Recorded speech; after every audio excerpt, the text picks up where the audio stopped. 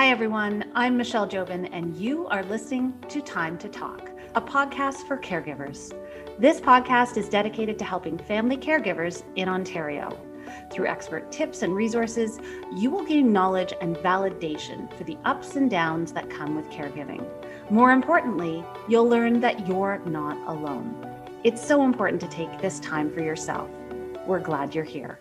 Today, we are joined by Chris Rosati. In the midst of the COVID-19 pandemic, Chris's wife, Jane, was diagnosed with terminal cancer and given 6 months to live. She survived for 7. For the next 7 months, Chris leaned into the experience to be his wife's full-time caregiver, to provide her with the safety and security she needed to transition into the last stage of her life. After 37 years of marriage, they vowed to each other to live with intention and make conscious choices to turn arguably the most horrible circumstances into a profoundly moving and very real and beautiful gift. He joins us today to share his experience, but also to inspire other caregivers who may be going through a similar experience. Chris, thank you so much for being here with us today. Thank you, Michelle. It's my pleasure, and I really appreciate what you're doing. This is such an important conversation to have, so thank you so much. It really is, Chris, and it's so generous of you to take the time to be here and share you and Jane's story and your entire family's story. And here on Time to Talk, we want to create this space where Ontario caregivers can connect and share. And my hope is that through our conversation today, we can gain a little bit more insight into your caregiving journey, this idea of leaning into the caregiving experience, and learn more on how to care for a loved one with a terminal illness. So we have a little bit of context, a little bit of background about your story. Can you tell me about how did you feel when you first found out your wife's diagnosis? Well, yeah, it's a big question. A multitude of things. It was very surreal. The circumstance that it happened was kind of odd too, because they thought it was something else, and we got a call from the doctor, lovely doctor from Moulton, from Princess Margaret, who they thought was a gallbladder issue. So phoned and said, okay, so we're gonna do this and that next week on your gallbladder, gallstones, and all that sort of stuff. Still waiting for the biopsy report, but we're pretty sure we know where this is going. And they were just going on the information that they had. And then literally 20 minutes later, the phone rang. We got that message. We were at home on the weekend, and the phone rang, and it was Dr. Moulton again. 10 minutes after or 20 minutes after, saying, this is what we're going to do next week with your gallbladder. She said, oh, we got the report. You could tell immediately that the tone in her voice was different. And, she shared the news that it was bile duct cancer, terminal, bad, 6 months, etc.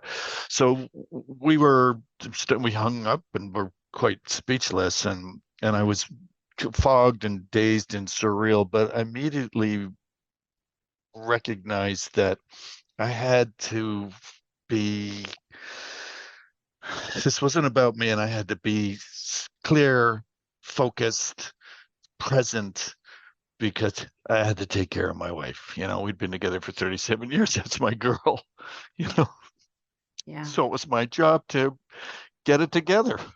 So I did, and then that's when we started our conversation around how we were going to deal with it. It's a very complex series of emotions that must have been running through your mind all in that moment and for the months that followed. And I mean, your story and the way you tell it and the way you talk about that time together and your life before is so beautiful. You and your wife created some guidelines that you were going to go by during this time after you received the diagnosis. What were they, and why did you decide to create these guidelines, and how did you come up with them? Yeah, well, as we were sort of processing this and we got through, it's a kind of very much how we operate anyway. If you met my fabulous wife Jane, you'd go, "Oh, you would do guiding principles. You're that kind of person." So we decided on some guiding principles. We recognized that we couldn't change the outcome, and we recognized that, but we thought we could manage the experience. And the overall principle was to make it beautiful and safe so that Jane was never afraid. So we came up with two principal principles, one being we were going to laugh as much as we possibly could because we thought the alternative was far grimmer. And that's how we were. And, if you tilt your head to the left a little bit, there's a lot of awful stuff that's kind of funny. And we did laugh a lot, and we were going to love our caregivers no matter what, whoever took care of Jane, because we felt that they would love her in return and love us. And this was COVID. It was crazy. And the medical support universe in Ontario and the world at the time was stretched to the max. And we recognized that. And we didn't want to get into, my doctor didn't do this or that, because we know others do, and with good reason. And we don't judge anyone doing that. But we just thought, we're not going to do that because we knew what the outcome was. We wanted it to be as beautiful as it could be because our belief, and we grew to this belief rather than, having it prior to diagnosis, was that there's nothing more profound and beautiful than passing. The only thing that comes close to it is childbirth. Right. It's as real as you could possibly imagine. This is stark reality. So we wanted to make it beautiful so that Jane was never afraid. Yeah. I just didn't want her to be afraid. Safe. I was with her. My personal guiding principle was I was going to be absolutely present throughout, like locked in on caring for her, and not to the point of being annoying, if you know what I mean, but I was going to be very present with this, because I felt that's what I do means. 37 years ago, when I said I do in front of the world, in front of my family and Jane's family, that's what I meant. Yeah. That's what it meant. It makes a lot of sense because, certainly there is a wide spectrum of caregiving and there's a wide spectrum of categories that it falls into, but you've been given, this is your wife, this is your partner, and you've been given sort of, and I know these things can shift and change, but you've been given a finite timeline, a relatively finite timeline. Yeah. So it makes absolute sense considering all of that. And it's just, I said this before, it's just such a beautiful kind of commitment to make to each other that is logical continuation of your vows that you said so many years ago. It makes so much sense to me. Your decision and Jane's decision was for her to transition at home. What did that look like for you? And what were the things that you may have decided to do to implement that to be safe for her? One of the kind of lenses through which we both looked through this, and I feel like I had to really lean into this, was to look for the gifts in this. What are the gifts, and what good can we get out of this, and positive from this experience? And so I enjoyed the process of trying to create a space for her that was absolutely beautiful and that would work for her, and that I know my wife Jane well enough to know, she didn't want to be cancer girl in the living room and all that sort of stuff. It's so to try to create an environment for her that as closely resembled the continuation of her life. So the first thing we did was, she didn't want to be in the living room. So her favorite place in the house was her bedroom. I mean, she loved it. And Jane was some, administration girl, clickety clack on the computer all the time, doing. Our son referred to as our CEO. She's brilliant. lady. So what I did was I set up like a quasi office next to her side of the bed. So all she had to do was swing her legs over, and she had a little kind of tabletop with some drawers with her yellow stickies and her pens. And I put a calendar in her flip chart so she could make notes like doctor's appointment on Thursday. And, she could do, and so she could be herself still, even even if she was unwell. And that meant a lot to her. Mm-hmm. And it meant a lot to me to see that it meant a lot to her. And I try to employ that all the way along because her health deteriorated. I knew the end was near when she wouldn't pick up her computer or she couldn't work it. And then she had to go to St. Joe's. She ran into a problem and she was in St. Joe's for a couple of weeks. And when she came out, it was really the end. And she agreed quite easily. And this was another thing where I knew we're getting close here. She just said, "Yeah, I'll go in the living room."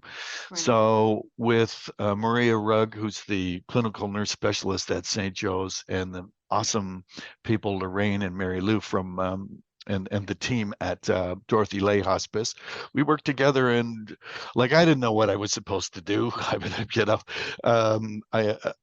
they helped set up an amazing space in the living room that had all the gear and the equipment and the drugs and all this stuff. And I became a pharmacist, a masseuse, a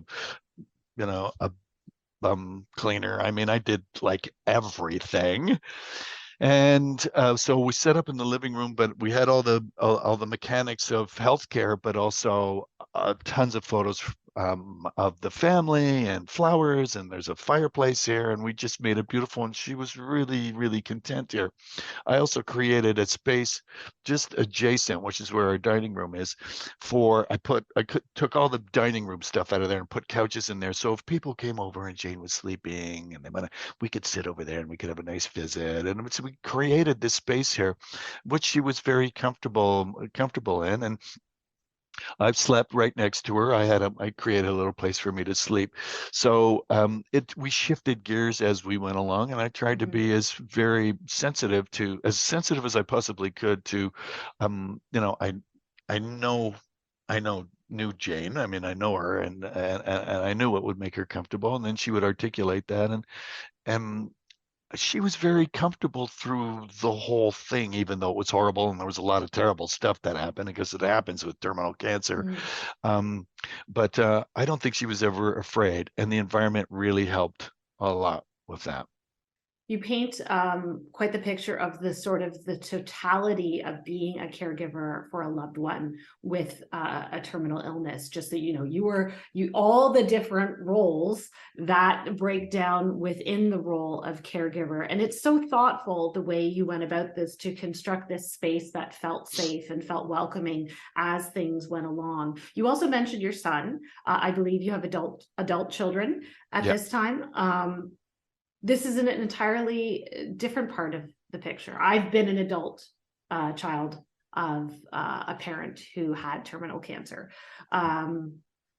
So I'm sure they're also looking to you for support.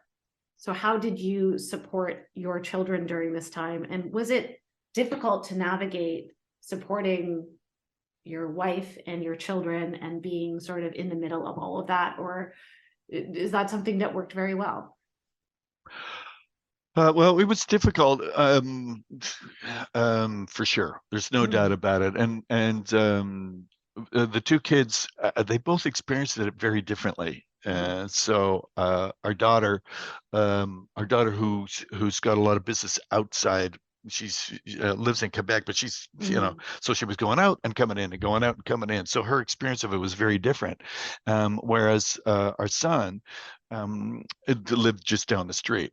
I had kind of more of a collaborative team thing with our son because he was here, and when his sister would come in, it was different for her. It was be very difficult because she would come in, and at one time it was like this, and then go away, and then come on it, and now it's like this, and then oh my God, it's like that, So I think that she never knew exactly what it was that she was going to, going to run into. And then the last couple of weeks she was here Hmm. and facing all of a sudden, without having to gradually experience it in a gentler way, having to experience it so starkly and profoundly, it was tough for her. Hmm. It was tougher for her, and it was tougher for me in trying to help with that too. At the same time, taking care of her mom. And, she didn't want to see her mom go, and she was hopeful to the bitter end that something was going to happen, whereas I had resigned to it. Mm. And we were, I developed the thing that death wasn't so bad, and so did Jane. We don't know where we're going, and that's okay. And we're maybe coming where we came from. We don't know where we came from, Yeah. and we got here and we're okay. And Rebecca was in a different space with that.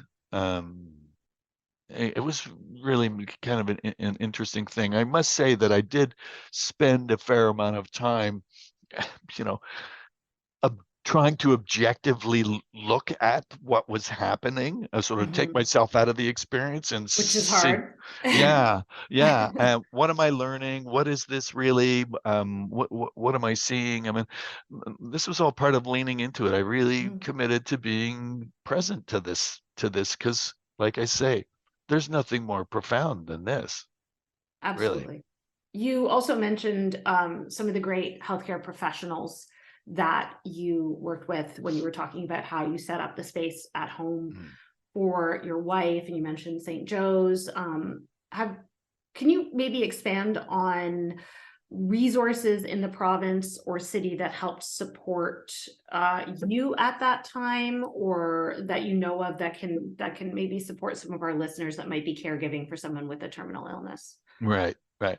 So, love to, because I will forever be grateful Hmm. for the support that we got, because I had absolutely no idea what I was doing at all. I did not know what I didn't know. So, when Jane was first diagnosed, they immediately put us in touch with palliative care, and not really knowing anything, I didn't really know what that meant. you know, I do now, but I didn't Yeah. then. And then all of a sudden, we were just okay. So now you go in and deal with the here's a hospice that you're gonna work with, and the we started through Princess Margaret, the palliative team there, and the Dorothy Lay Hospice. So hospice care was absolutely phenomenal. These people are They miracle really are. workers, lovely, kind, compassionate people. One of the things that I loved about them was they didn't come in and go, "This is what you got to do." You could think about this, and you could think Hmm. about that, and you might need this, and you might need that. And their approach um, is is empathic, and um, compassionate and intelligent and not invasive. And everybody that came through our door that was connected to them was just marvelous and lovely, and they got us the most incredible. Vladdy the nurse was like the greatest guy in the whole world. I love him, I love him, I love him. And he was one of those he was our nurse, and he was one of those guys that we showered with love. And oh, did he love Jane? He loved her. Yeah. So that was that. And then Jane had this late stint at St. Joe's, and the clinical care nurse, we talked to her, and I said, I want to keep her at home. I really do. And she said, okay, I'm going to help you do that. Here's what you need to do. Maria Rugg, I will always love her. She can always come and walk into our fridge and eat whatever she wants forever and ever and ever, because she was just amazing. And she got the bed, she got all the gear. There was all sorts of peripheral gear that had organized it sequentially, so that the move out here, and organized the ambulance and everything. And the move in was so easy, and it was not because of me, other than to say this is what I'd like, or yeah, I think that's a good idea. But the Dorothy Lay folks and Maria Rugg and St. Joe's, they were phenomenal.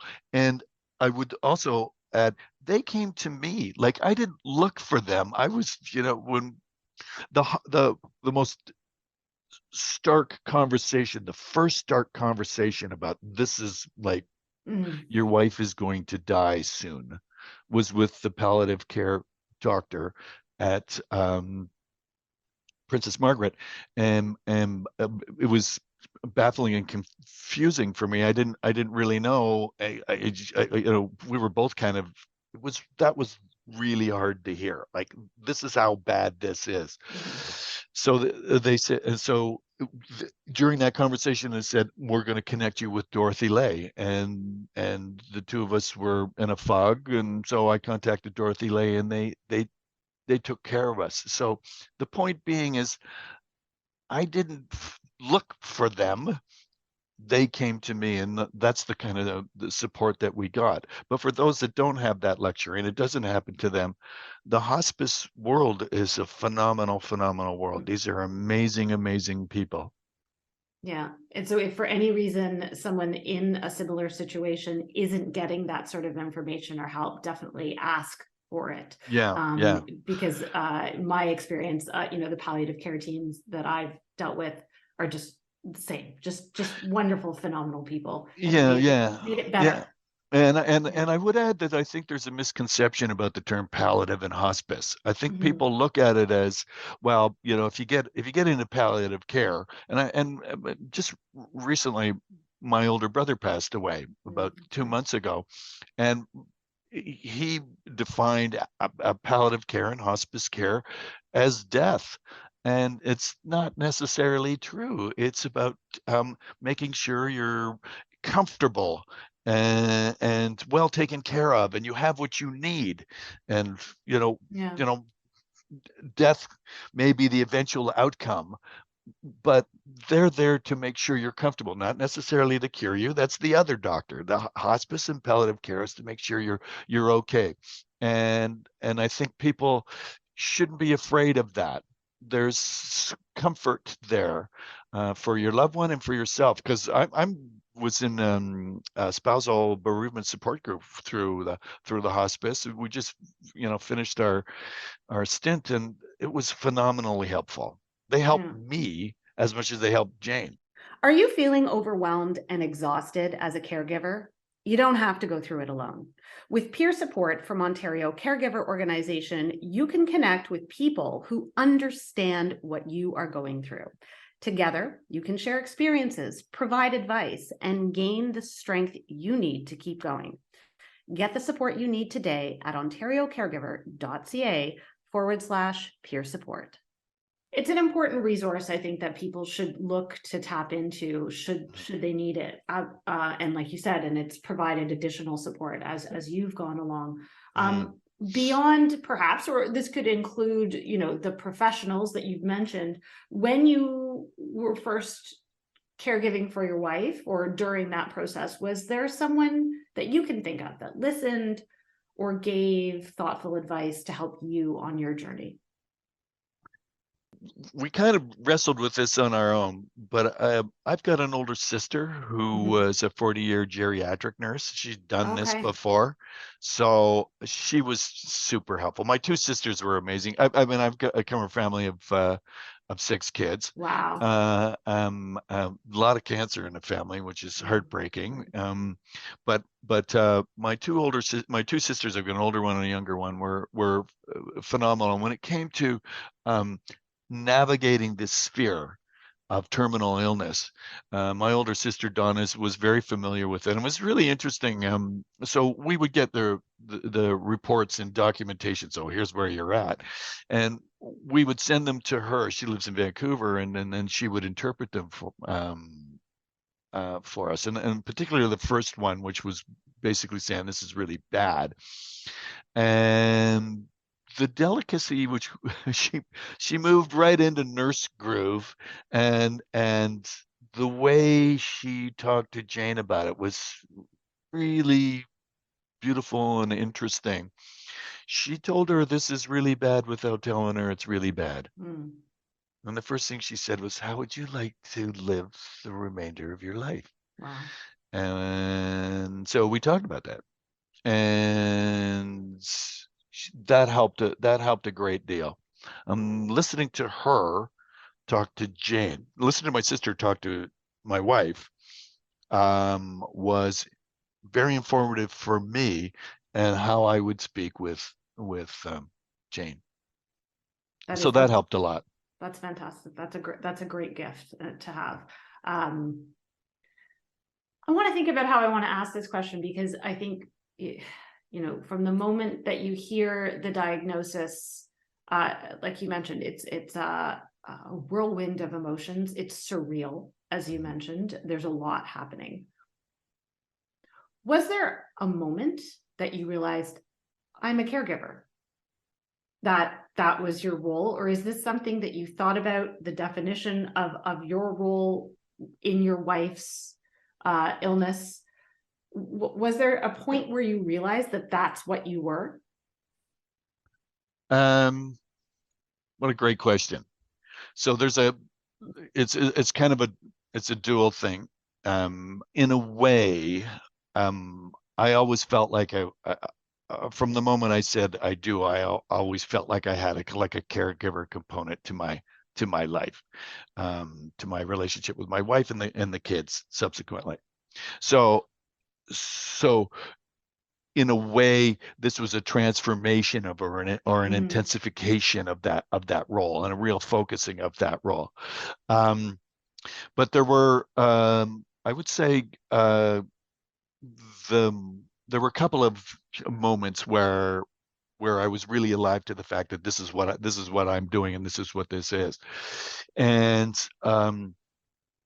when I had to snap out of my own personal grief and sorrow and um, response to the news, um, I recognize I'm the one that's got to be together on this. I've got to keep it together on this. And so I wasn't thinking in terms of caregiver per se, but I got to keep it together here, and so I have to be clear-headed and present when we're having conversations. And then it dovetailed into this, we can't manage or change the outcome, but we can manage the experience conversation.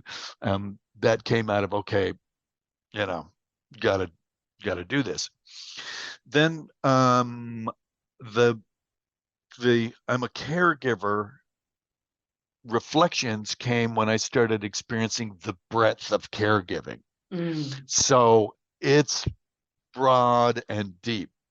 So everything from showering, carry to bathe, pull out, change diapers, change bed, get meds, all that sort of stuff. To I'm the communications coordinator, right? Like sending out emails to everybody. This is how mom's doing, or whatever, right? When people want to come visit, I'm coordinating that. When we go to the doctor, as Jane's illness progressed, they would ask her, and they would look at me and ask me. I was a pharmacist, right? I became right. So I became alive to that as things started to progress, at just how broad this was. And then when she passed away, caregiving doesn't end when your loved one passes away. It changes into something, and it's in many ways it's far more difficult and far more solitary, which is why the support that I got from Dorothy Lay has been so helpful. You're dealing with the administration of death. Yes. You're dealing with your own grief. You're dealing with the communications. Are we going to do a celebration of life? I'm looking around. I'm sitting in the living room of my house right now. Everything I look at, Jane bought. She got everything.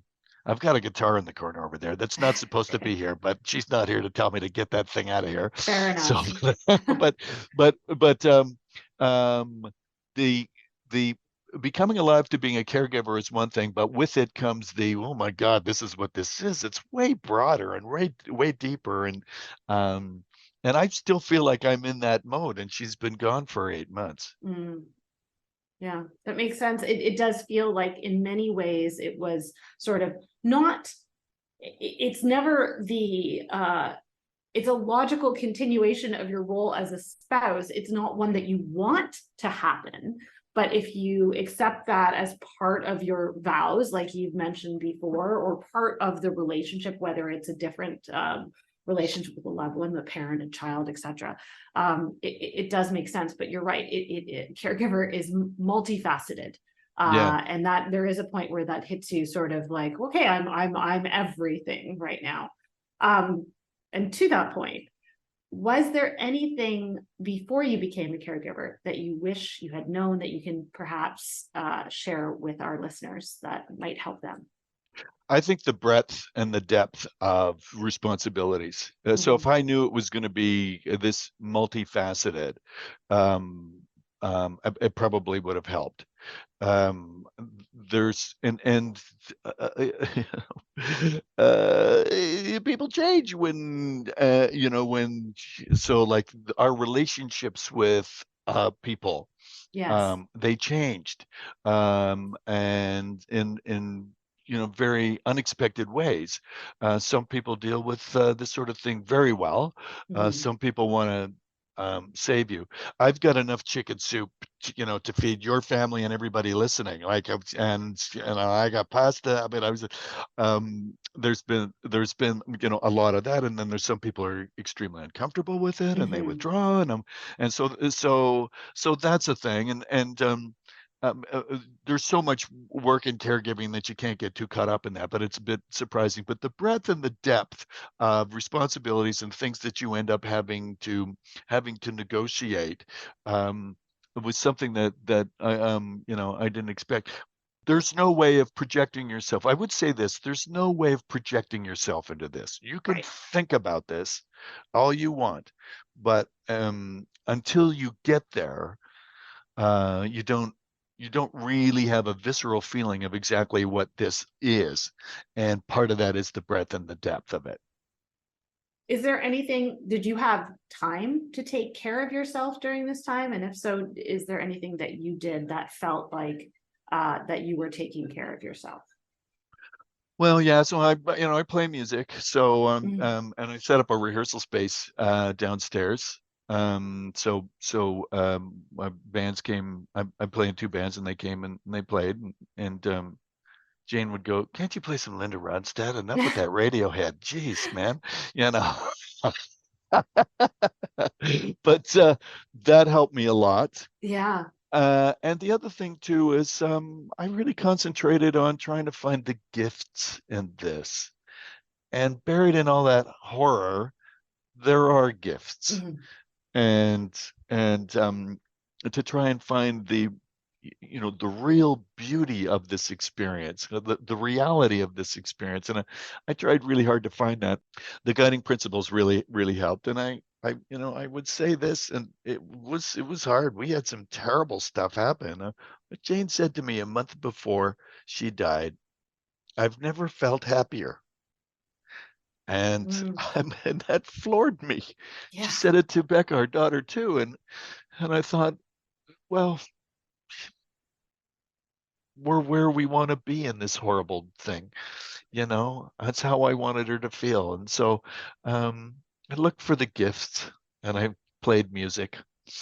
Yeah, I think there's a lesson there, and it's hard because everybody is going to experience this in a different way. But that mindfulness, or that controlling what you can control, certainly, at least perhaps it can help make things feel better. It can make the experience feel a little better, and having the ability to do that. Before we wrap up, is there anything else that you might want to say to caregivers who are caring for a loved one with a terminal illness? Yeah, I would just echo, it worked for me to lean into it and to be present with it, to love as much as you can and laugh as much as you can and hold on to your humanity, and do what you can for yourself not to be afraid, and for your loved one not to be afraid, and take care of yourself as much as you can. As there's no greater gift, I think, that you can give than to take care of your loved one. And for me, I pushed the button when she was cremated. I was there to the bitter end, and I'm at peace with it because of that. I don't look back at that time with her and go, oh, I should have done this, or I didn't do that. I have absolutely no regrets, because I tried as hard as I could to be as intentional as I possibly could. And that worked for me and our context. Whether it will work for everybody else, maybe it'll work for one other person. And I would say also to caregivers, God bless you and good luck. I'm cheering for you all the way. Chris, we can't thank you enough for being here today and sharing your story, Jane's story, your family's story. I've got some tears happening right along with you. It's such an honor to hear all about your experience, and that's our hope, that someone will hear your experience, your story, and have something that they can take away from it that might help them. That's really what we're trying to do today. So from the bottom of my heart, thank you. Well, thank you. If I would just add, if you can take a second to think about how can we manage this in a way that's beautiful before you dive into it. That's what we try to do. Thank you, Michelle. Thank you so much. And Maddie too. Thank you so much for this opportunity, and thank you for the work you do, because it's really, really important. Thank you, Chris. Have a great day. Okay, you too. Thanks.